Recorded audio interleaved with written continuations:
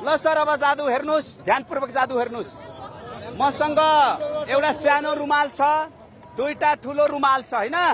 यो दुईटा ठुलो रुमाल, एउटा सानो रुमाल, ठीक छ सर? यो सानो रुमाल यता राख्नुस्। अब मेरो हातमा कतिवटा रुमाल छ त? दुईटा रुमाल मेरो हातमा छ है। ध्यान दिनु होला, यो दुईटा रुमाल एकछिनको लागि यसलाई शिक्षक बुझाऊ। यो के भयो त?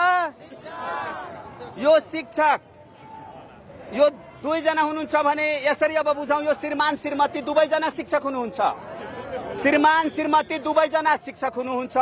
उहाँहरू दुवैजना चाहिँ आन्दोलनमा आउनुभयो आफ्नो हक अधिकारको लागि। यो दुवैजना शिक्षक श्रीमान श्रीमती हुनुहुन्छ र उहाँहरू दुवैजना आफ्नो हक अधिकारको लागि आन्दोलनमा आउनुभयो। अनि हात समाएर हेर्नुस्, उहाँहरूले हात समाउनु भयो। म बाँध्दैछु है। उहाँहरू हात समाएर कहाँ आउनुभयो त? आन्दोलन गर्न आउनुभयो। अनि उहाँहरू आन्दोलनमा शिक्षक एकता जिन्दाबादको आवाज दिइराख्नु भएको छ। हाम्रो माग सर यो समात्नुस्। यो शिक्षक शिक्षिका श्रीमान श्रीमती हात समाएर आन्दोलनमा आउनुभयो। शिक्षक एकता सर यो राखिराख्नुहोस्। होइन अलि शिक्षक एकता, शिक्षक एकता जिन्दाबाद। अब यो के हो त? बच्चा हो, उहाँको बच्चा है नानी बाबुहरू, उहाँको बच्चा नानी बाबुहरू है। नानी बाबुहरू, नानी बाबुहरू,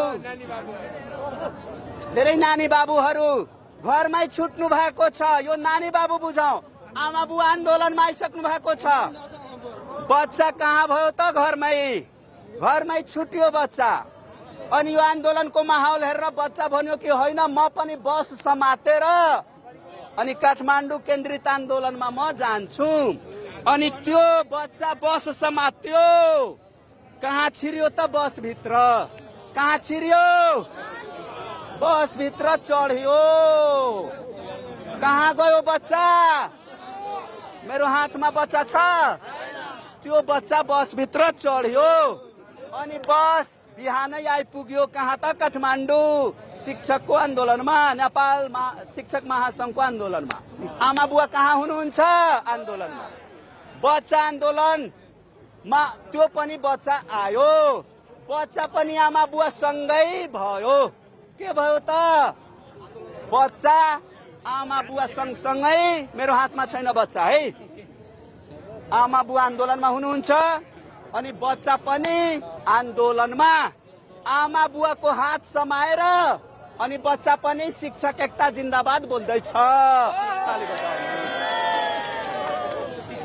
शिक्षक एकता